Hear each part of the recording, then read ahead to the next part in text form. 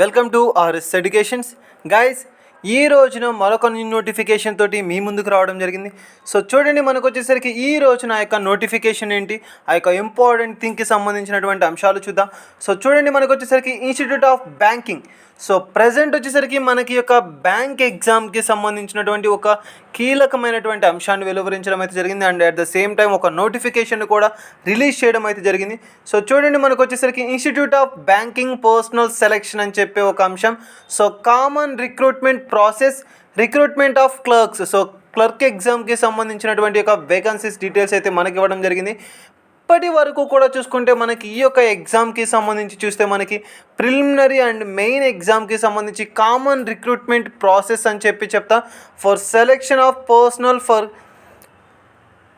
ఈ యొక్క పోస్ట్కి సంబంధించి చూస్తే మనకి మెయిన్గా తీసుకుంటే 2021-22 డిసెంబర్ జనవరికి సంబంధించి చూస్తే మనకి candidates who have already registered successfully for this process during July మాసంలో ఎవరైతే ఈ యొక్క అప్లికేషన్కి రిక్రూట్మెంట్కి మీ యొక్క రిజిస్ట్రేషన్ ప్రాసెస్ అయితే కంప్లీట్ చేసి ఉన్నారో వారు అనేవారు మరలా కూడా మనకి యొక్క రిజిస్ట్రేషన్ ప్రాసెస్ అనేది మరొకసారి చేయాల్సినటువంటి అవసరం లేదు అని చెప్పి and need not to apply again.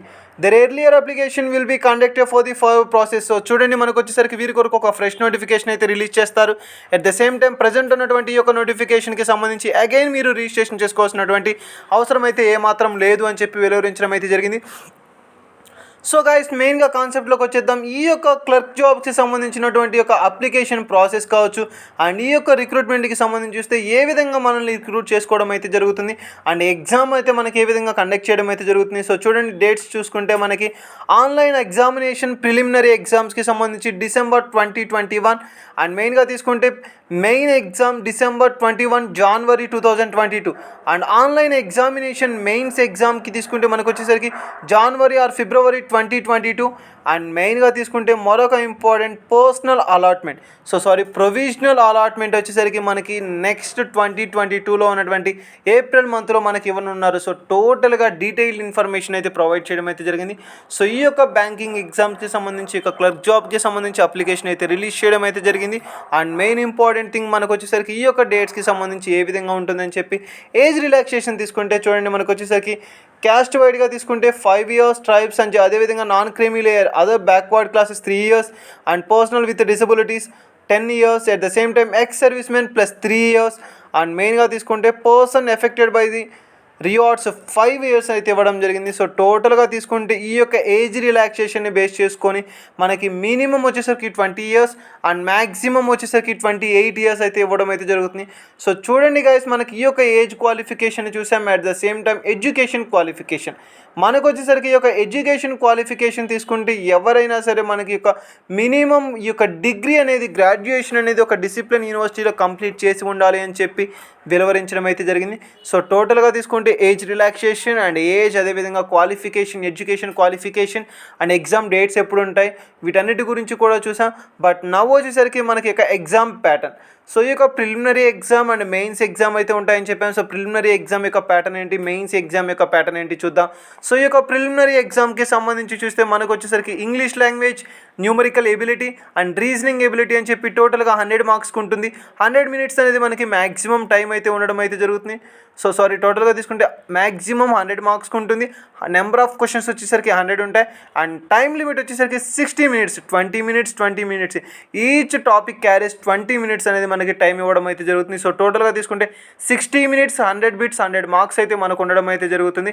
ఇది ప్రిలిమినరీ ఎగ్జామ్కి ఉన్నటువంటి సిలబస్. అండ్ నెక్స్ట్ వచ్చేసరికి మెయిన్స్ ఎగ్జామ్ ప్యాటర్న్. సో ఈ యొక్క mains exam or main exam pattern తీసుకుంటే టోటల్గా తీసుకుంటే మనకి 190 questions అయితే ఉండడం జరుగుతుంది. 200 మార్క్స్కి ఉంటుంది. 160 minutes అయితే టైం ఉండడం జరుగుతుంది. సో చూడండి, చాలా ఇంపార్టెంట్, మనకి 2 hours 40 minutes అయితే మనకి ఒక టైం అయితే ఇవ్వడం జరుగుతుంది.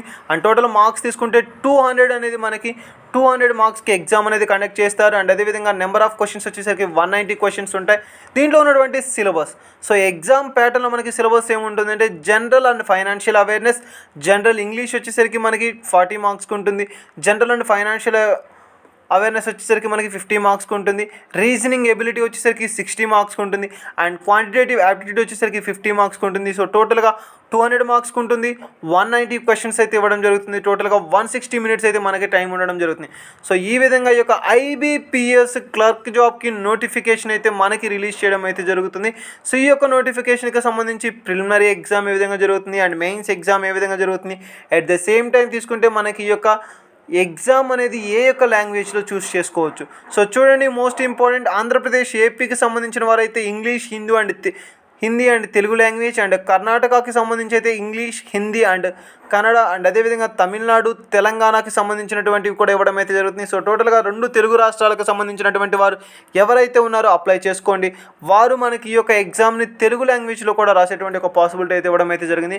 సో చూడండి గాయస్, మోస్ట్ ఇంపార్టెంట్ మనకి ఈ యొక్క నోటిఫికేషన్కి సంబంధించి మెయిన్ ఇంపార్టెంట్ హెడ్లైన్స్ గురించి కావచ్చు, మెయిన్గా ఈ రోజు ఉన్నటువంటి యొక్క డేట్స్ గురించి కావచ్చు, వీటన్నిటి గురించి కూడా చూసాం. బట్ ఈ యొక్క ఎగ్జామ్ అనేది మనకి ఏ విధంగా రిక్రూట్ చేసుకోవడం జరుగుతుంది అంటే చూడండి, marks obtained in the online main examination only will be considered for the final merit list. So ఈ యొక్క ఫైనల్ మెరిట్ లిస్ట్కి సంబంధించి కేవలం ఆ యొక్క లాస్ట్ మెరిట్లో అంటే మెయిన్ ఎగ్జామ్లో వచ్చేటువంటి మార్క్స్ని బేస్ చేసుకోవడం అయితే మనకి ఇవ్వడం అయితే జరుగుతుంది. సో టోటల్గా తీసుకుంటే వేకెన్సీస్ వచ్చేసరికి 333 వేకెన్సీస్ అయితే ఉండడం అయితే జరుగుతుంది. సో టోటల్ వేకెన్సీస్ అండ్ మనకి యొక్క కేటగిరీ వైజ్గా ఈ యొక్క వేకెన్సీస్ డీటెయిల్స్ కూడా మనకి ప్రొవైడ్ చేయడం అయితే జరిగింది. సో గైస్, ఇది మనకి ఈరోజు మనకి యొక్క IBPS క్లర్క్ నోటిఫికేషన్కి సంబంధించినటువంటి యొక్క డీటెయిల్డ్ ఇన్ఫర్మేషన్.